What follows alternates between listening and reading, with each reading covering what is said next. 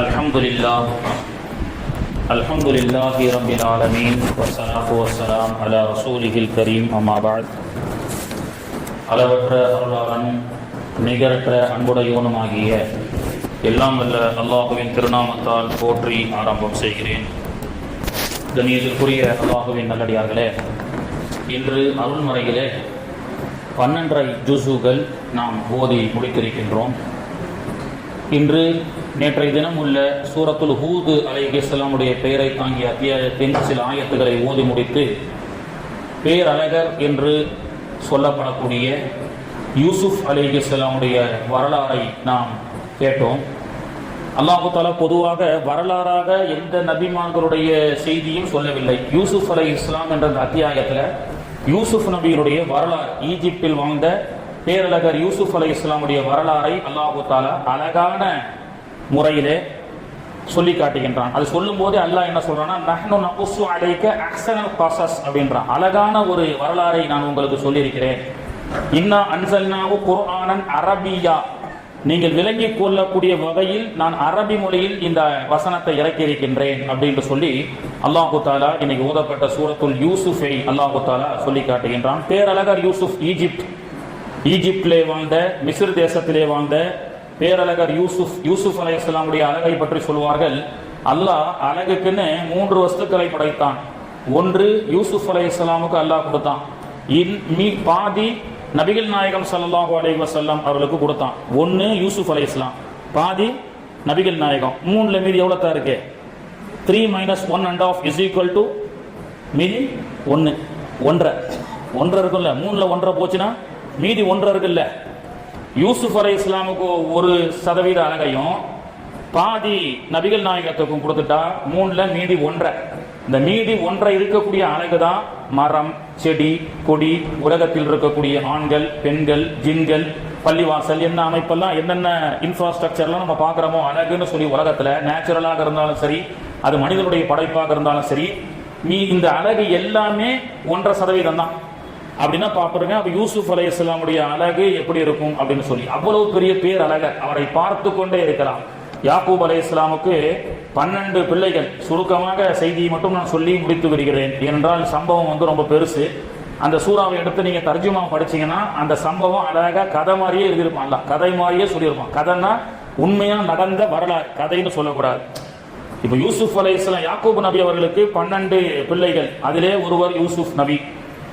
யூசுப் அலைஹிஸ்ஸலாம் மீது அதிகமாக பாசம் கொண்டிருந்தார்கள் யாக்கூப் அலைஹிஸ்ஸலாம். பாசம் கொண்ட காரணத்தினால் மீதமுள்ள 11 சகோதரர்களுக்கு ஒரு பொறாமை ஏற்பட்டது. நம்முடைய வாப்பா யூசுப் நபியின் மீது அதிகமாக, யூசுஃபின் மீது ரொம்ப பாசம் வைத்திருக்கிறார். எனவே இது காலூல யூசுஃபு அஹூஹு அஹப்பு இலைனா, அவரின் மீது அதிகமாக மஹப்பத் வச்சிருக்கிற காரணத்தினால் அவரை நாம் கொலை செய்ய வேண்டும் என்று சிறு வயதில் திட்டமிடுகிறார்கள்.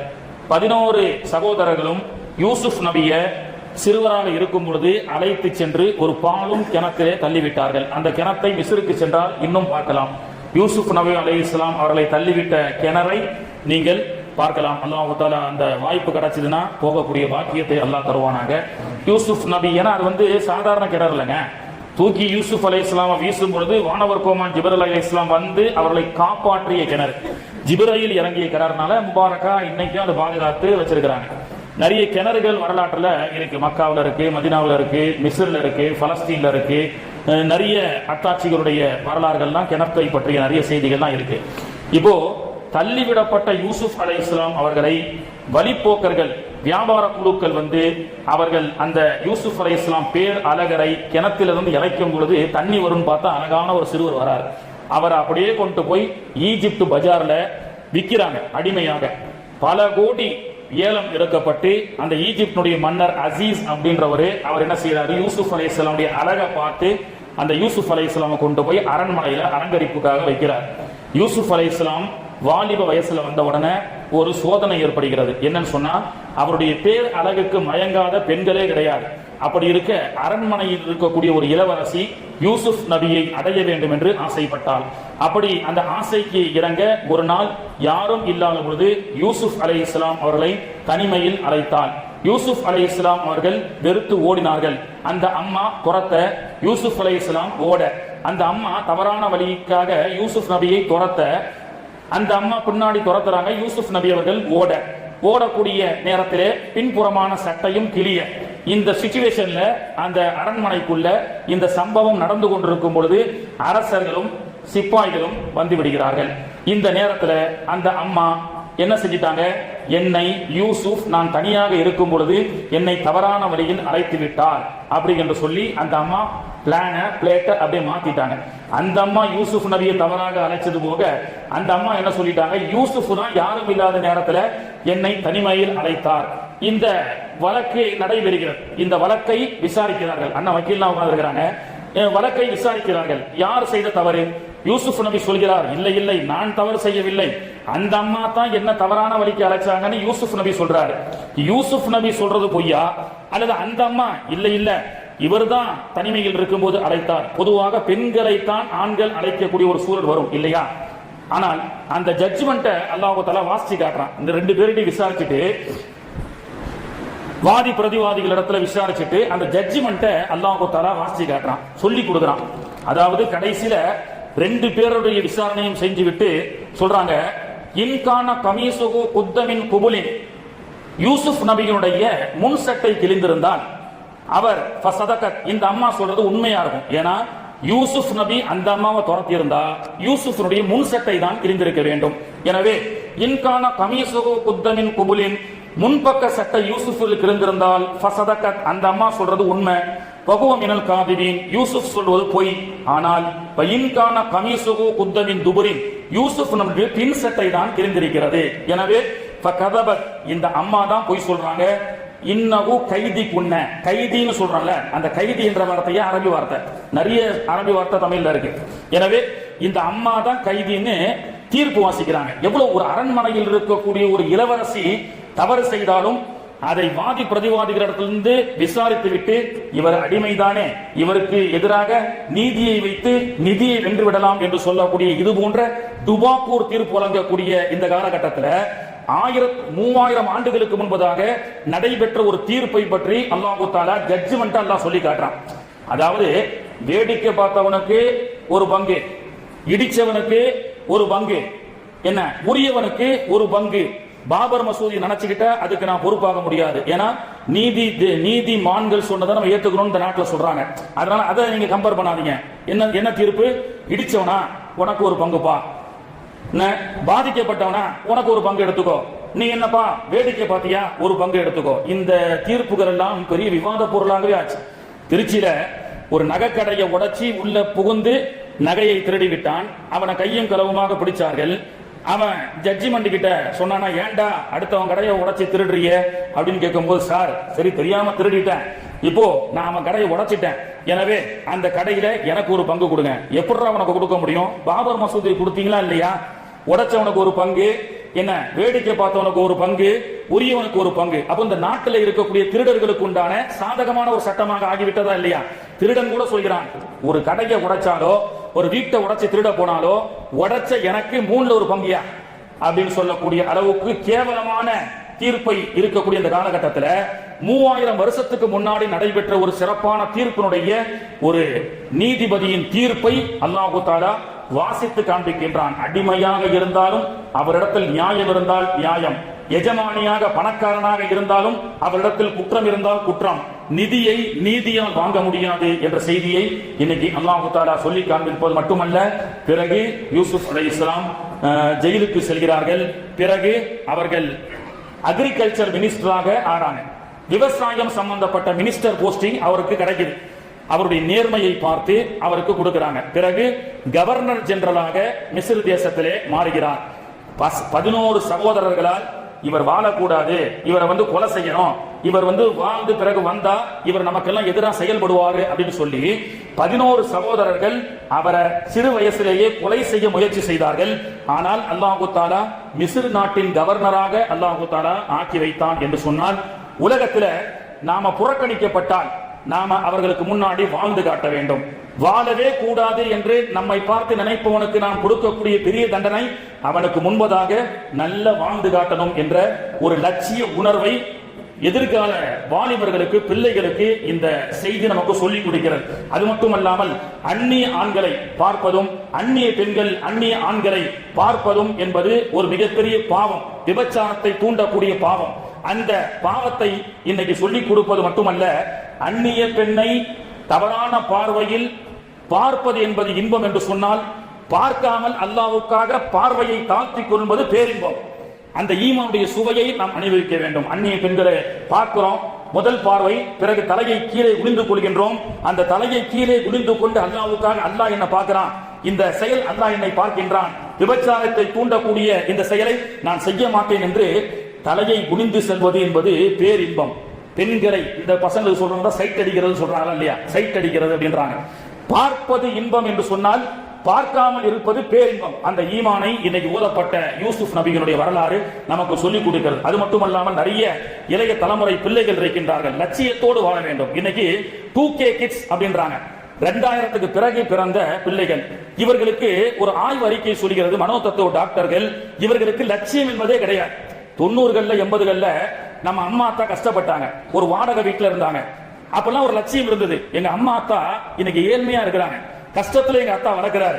எங்க அத்தாவை நல்ல இதே தஞ்சாவூர்ல லக்ஸரியா ஒரு வீடு வாங்கி எங்க அத்தாவை நான் நல்ல முறையில படிக்க வச்சு பின்னாடி எங்க அத்தா அம்மாவை நல்லா வச்சுக்கிடணும் அப்படின்ற ஒரு லட்சிய உணர்வு 80-90களிலே வாழ்ந்த பிள்ளைகளுக்கு உண்டு. ஆனால் இன்னைக்கு 2K கிட்ஸ் என்று சொல்லக்கூடிய இன்னைக்கு இருக்கக்கூடிய பிள்ளைகளுக்கு உண்டான உலகம் என்பது மொபைல் போன்.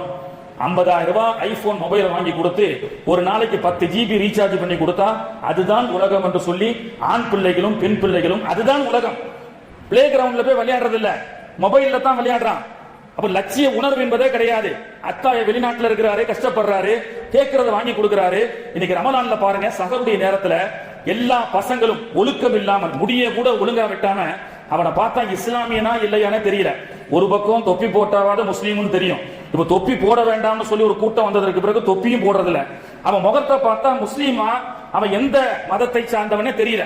பள்ளி மாதிரி முடி வச்சிருக்கிறான், முள்ள மன்றி மாதிரி முடிய வச்சுக்கிட்டு 15 பசங்க 20 பசங்க பைக் எடுத்துக்கிட்டு தஞ்சாவூர், மயிலாடுதுறை, கும்பகோணம் எல்லா பகுதிகளிலும் 2 மணி 3 மணிக்கு பள்ளிவாசல்ல சகர் போடுறாங்கல்ல, பைக்கை எடுத்துட்டு அப்படியே கத்திக்கிட்டே போறாங்க. பார்ப்பதற்கு ஏதோ ஒரு கலவரத்தை தூண்டக்கூடிய வாலிபர்களோ என்று சொல்லக்கூடிய அளவுக்கு இன்னைக்கு இருக்கு. தரமற்ற ஒரு சாலை, தரமற்ற ஒரு சாலை. 60ல தான் நம்ம ஊர்ல போக முடியும். இது கத்தார் கிடையாது, இது சவுதி கிடையாது, அற்புதமான ரோடு இருக்கிறதுக்கு. ஆனா இவன் 100ல போறான் பைக்ல. அப்ப பைக் வாங்கி ராயல் என்ஃபீல்டு வாங்கி கொடுத்து பல்சர் பைக் போன்ற ஸ்பீடு இந்த மாதிரி பைக் ஓட்டுறது தான் இவனுக்கு வாழ்க்கை என்று நினைத்து கொண்டிருக்கின்றான். இன்னைக்கு பிள்ளைகளுக்கு வாங்கி கொடுக்கிறோம்.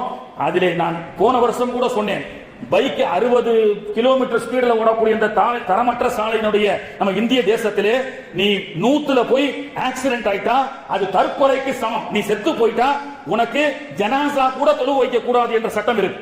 அது தற்கொலைக்கு சமம். யதார்த்தமாக வந்து விபத்து ஏற்படுவது என்பது ஒன்று உண்டு. ஆனால் ரேசிங் என்ற பெயரிலே இன்னைக்கு நிறைய பசங்க இதுதான் வாழ்க்கைன்னு இருக்கிறான்.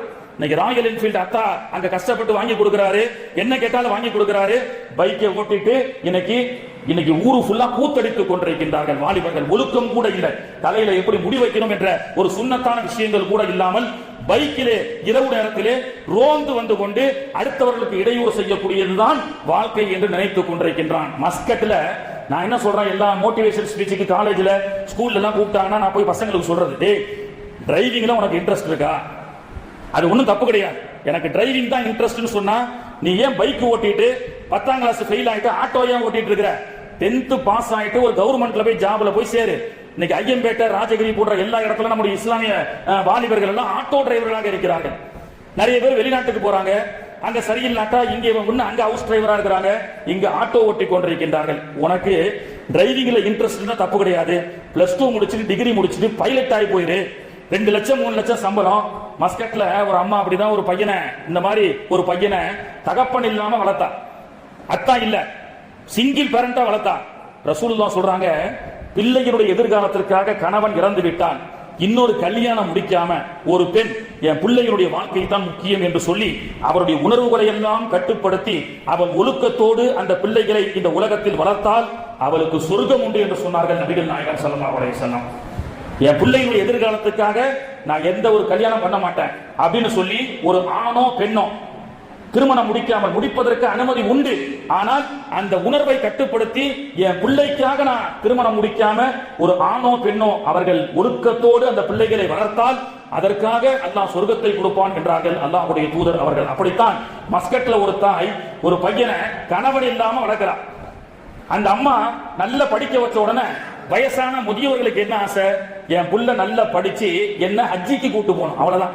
பெரிய பங்களா கட்டி நான் ஆடம்பரமா வாழணும்னு நம்ம வீட்டு சீனியர் சிட்டிசன்கள்லாம் அப்படி ஆசைப்பட மாட்டாங்க. என் புள்ள சம்பாதிச்சு நான் படிக்க வைக்கிறேன், எவ்வளவு வேணாலும் கஷ்டப்பட்டு படிக்க வைக்கிறேன், எத்தனை லட்சம் வேணாலும் செலவு செய்யறேன், ஆனால் புள்ள பெருசாகி வளர்ந்து என்ன மதிச்சு என்ன ஹஜ்ஜிக்கு என் புள்ள கூட்டு போகணும், இந்த ஒரு ஆசை தான் எல்லா சீனியர் சிட்டிசனுக்கும் உண்டு. அப்படி அந்த தாயும் ஆசைப்பட்டு அந்த தம்பி இடத்துல சொன்னா, அந்த பையனும் ஹஜ்ஜி பேக்கேஜோட டிக்கெட்டை கொடுத்து அம்மா தயாராயிட்டாங்க. பிளைட் ஏர்போர்ட்ல சென்று அந்த அம்மா பிளைட்டுக்குள்ள ஏறும் பொழுது என்ன ஒரு ஆச்சரியம், மகன் பைலட்டா ட்ரெஸ் ஆக அந்த மஸ்கட் டு ஜித்தாவுக்கு ஓமான் ஏர்லைன்ஸ்ல அவர் பைலட்டாக நிற்கிறார். அம்மாவுக்கு ஒரு பெரிய ஷாக். அம்மா மகனோட ஹஜ்ஜிக்கு போகணும்னு ஆசைப்பட்ட லட்சியம் தான். ஆனால் அந்த பையன் எங்க அம்மா ஹஜ்ஜிக்கு போகணும் என்னோட ஆசைப்பட்டான். ஆனா ஒரு படி மேல நான் பைலட் ஆகி நான் அந்த பிளைட்டை ஓட்டி சென்று என்னுடைய தாயை நான் ஹஜ்ஜிக்கு அழைத்து செல்வேன் என்று சொல்லும் பொழுது அந்த தாய் அந்த பிளைட்ல உட்கார்ந்து கொண்டிருக்கக்கூடிய ஹாஜிகள் இடத்துல ஓட்டுவது யார் தெரியுமா, என் பிள்ளை. ஓட்டுவது யார் தெரியுமா, என் பிள்ளை. நான் ஹஜ்ஜிக்காக செல்கின்றேன், என்னுடைய ஹஜ்ஜினுடைய இந்த ஓமன் ஏர்லைன்ஸை என்னுடைய பையன் ஓட்டி செல்கின்றார் என்ற அந்த திருப்தியினுடைய அந்த சந்தோஷம் இருக்கின்றது. அந்த சந்தோஷத்தை இந்த பிள்ளைகள் உங்களுடைய பெற்றோர்களுக்கு நீங்கள் கொடுக்க வேண்டும். மொபைல் தான் வாழ்க்கை, பைக் ஓட்டுவதுதான் வாழ்க்கை என்ற இந்த லட்சியத்தை தூக்கி எறிந்துவிட்டு என்னுடைய அத்தா அம்மா கஷ்டப்படுறாங்க, என்ன படிக்க வைக்கிறாங்க, சக்திக்கு மீறி காலேஜில் காசை கொடுத்து என்ன எங்க அத்தா படிக்க வைக்கிறார். அவருக்கு மாதாந்திர டெய்லி வருமானம் 500 ரூபாய் 700 ரூபாய் தான் சம்பளம். ஆனால் அதையும் தாண்டி புள்ள ஆசைப்பட்டுட்டான்னு சொல்லி +2 முடிச்ச உடனே இன்ஜினியரிங் சீட்டுக்காக 4 லட்சம் 5 லட்சம் கடனை உடனே வாங்கியாவது என் புள்ள படிச்சு நாளைக்கு என்னுடைய லட்சியத்தை காப்பாற்றுவான் என்று நினைக்கின்றார்களே, அந்த பெற்றோருடைய அந்த ஆசையை பிள்ளைகளே நீங்கள் எல்லாம் நிறைவேற்றி வைக்க வேண்டும். லட்சியத்தோடு வாழணும், அதாவது வரட்டு கௌரவத்தோடணும். ஒரு பையன் கிட்ட கேட்டேன், ஏன்டா பள்ளிவாசலுக்கு வரதில்லைன்னு. இல்ல ஜரத்து, இந்த மாதிரி சின்ன வயசுல நான் பள்ளிவாசல போய் முன்சப்ல ஆசையோட நின்றேன், என்னெல்லாம் பின்னாடி துரத்தி விட்டாடே, நீ சின்ன பையடா, நீ சின்ன பையன் போடான்னு சொல்லி. அதுல இருந்து இந்த பள்ளிவாசலுக்கு போனா என்ன செய்யறாங்க, என்ன துரத்தி விட்டுறாங்க. அதனால அவன் என்ன செய்யறான், போறதே கிடையாது. 18 வயசு ஆச்சு. ஏன்னா நான் சின்ன வயசுல போய் முன்னாடி நின்றேன், எனக்கு மோட்டிவேஷன் கொடுக்காம என்ன செஞ்சாங்க, என்னுடைய ஆசையை பின்னாடி போ பின்னாடி போ, என்னடா பின்னாடி துரத்துறாங்க, போய பள்ளிவாசலுக்கே வரமாட்டேன்னு போயிட்டான். அதே இன்னொரு பையன் என்னதான், அதாவது நான் சின்ன வயசுல போய் ரமலான்ல முன்னாடி போய் நிப்பேன், நீ சின்ன பையன் போடா போடான்னு துரத்துனாங்க. அப்போ ஒரு லட்சியம், எல்லாருக்கும் முன்னாடி நான் நின்று காட்டுறேன்னு சொல்லி மதரசால எங்க வாப்பா கிட்ட என்ன சேர்த்து விடுங்கன்னு சொல்லி எந்த பள்ளிவாசலில் என்னை முன்சஃபில் இருந்து நீ சின்ன பையன் முன்னாடி போன்னு சொன்னாங்களோ, 13 வயசுல 12 வயசுல நான் 15 வயசுல ஹாஃப்ஸாவி அதே பள்ளிவாசல்ல முன்னாடி நின்று தொழக்கூடிய பாக்கியத்தை பெற்றேன். இதுதான் லட்சிய உணர்வு. வரட்டு கௌரவம், நான் பள்ளிவாசலுக்கு போக மாட்டேன் துரத்தி விட்டானா அது பேர் வரட்டு கௌரவம். அது நமக்கு தேவையில்லை. நம்மளை துரத்தி விட்டானா உள்ள வந்து காட்டுவேன் என்ற லட்சியத்தோடு வாழ்வதுதான் வாழ்க்கை. அந்த லட்சியத்தை தான் யூசுப் அலைஹிஸ்ஸலாமுடைய வரலாறு நமக்கு சொல்லிக் கொடுக்கிறது. அதே 12 பசங்க சரண்டர் ஆயிட்டாங்கல்ல, 11 பேர் அவர் கவர்னர் ஆனவன, தம்பி நம்ம சாகடிக்க போனோம், இன்னைக்கு கவர்னருடைய உச்சாணி பதவியிலே உட்கார்ந்து கொண்டிருக்கின்றார் அப்படின்னு சொல்லி வந்த செய்தியை தான் அல்லாஹ் தஆலா சொல்றான். குர்ஆனை ஆய்வு செய்யுங்க. அல்லாஹ் தஆலா இந்த சூராவுல நீங்கள் அறிவுடையவர்களாக இருந்தால் இந்த சூரா உங்களுக்கு நிறைய விஷயத்தை சொல்லும்னா. இன்னைக்கு கண் புரை, ஒரே செய்தி மட்டும் சொல்றேன். கண் புரைக்கு மருந்து கண்டுபிடிச்சிருக்கிறார் ஒரு இஸ்லாமிய வாலிபர். கண் புரைக்கு ஆபரேஷன் இல்லாம மருந்தால் கண் புரையை குணப்படுத்த முடியும் அப்படின்னு சொல்லி ஆப்டிகல் சம்பந்தப்பட்டவங்களா இருக்கிறாங்க உலகத்துல. அதாவது கண் புரைக்கு மருந்து, அவருடைய ஃபார்முலா என்ன தெரியுமா, யூசுப் அலைஹிஸ்ஸலாமுடைய வாப்பா 300 கிலோமீட்டர் அங்க இருக்கிறாங்க, கனான் அப்படின்ற இடத்துல. யூசுப் அலைஹிஸ்ஸலாம் ஈஜிப்ட்ல இருக்கிறாரு. சகோதரர்கள் வந்து பாக்குறாங்க, வந்து சொல்றாங்க, அத்தா உங்களை காணுன்ற ஏக்கத்துல இத்தனை வருஷமா அழுது கண் பார்வையே அவருக்கு போயிருச்சு.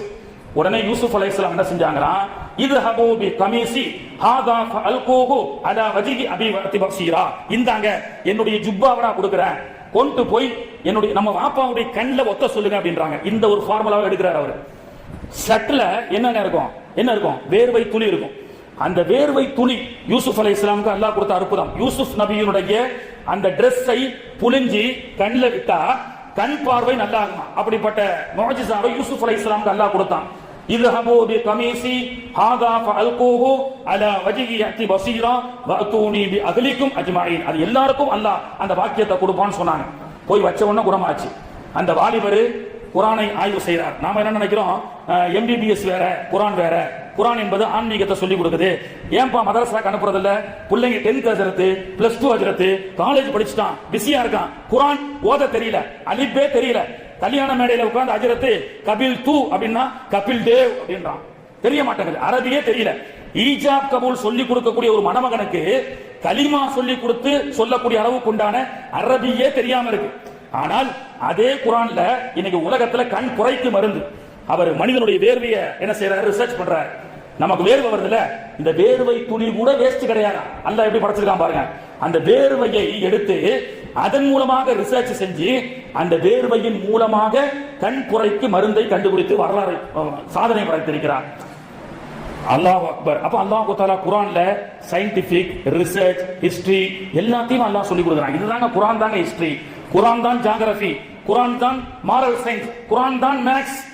நாம என்ன நினைச்சோம், இது வேற அது வேற, இது வேற அது வேற.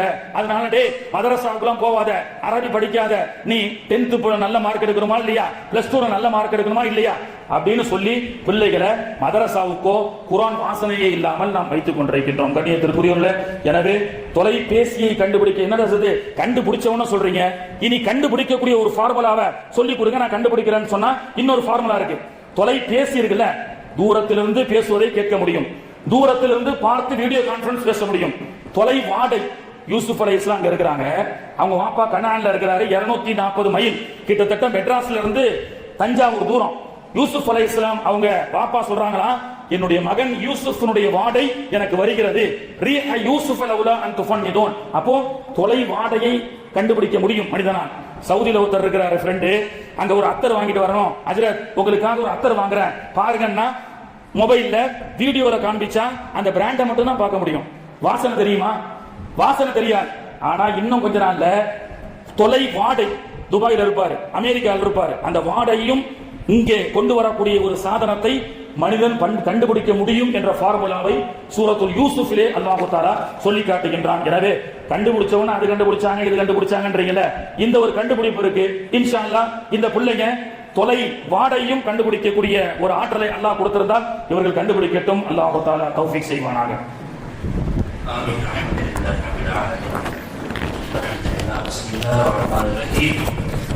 نريد صوم غد عن أداء فرض رمضان هذه السنة لله تعالى. இந்த வருடத்து ரமலான் மாதத்து 14 நோன்பை அதாவாக நாளை வைப்பதற்கு நியதி செய்கிறேன். யா அல்லாஹ் இந்த நோன்புகளை ஏற்றுக்கொள்வாயாக. ஆமீன். ஸல்லல்லாஹு அலா முஹம்மது ஸல்லல்லாஹு அலைஹி வஸல்லம், ஸல்லல்லாஹு அலா முஹம்மது ஸல்லல்லாஹு அலைஹி வஸல்லம், ஸல்லல்லாஹு அலா முஹம்மது யா ரப்பி.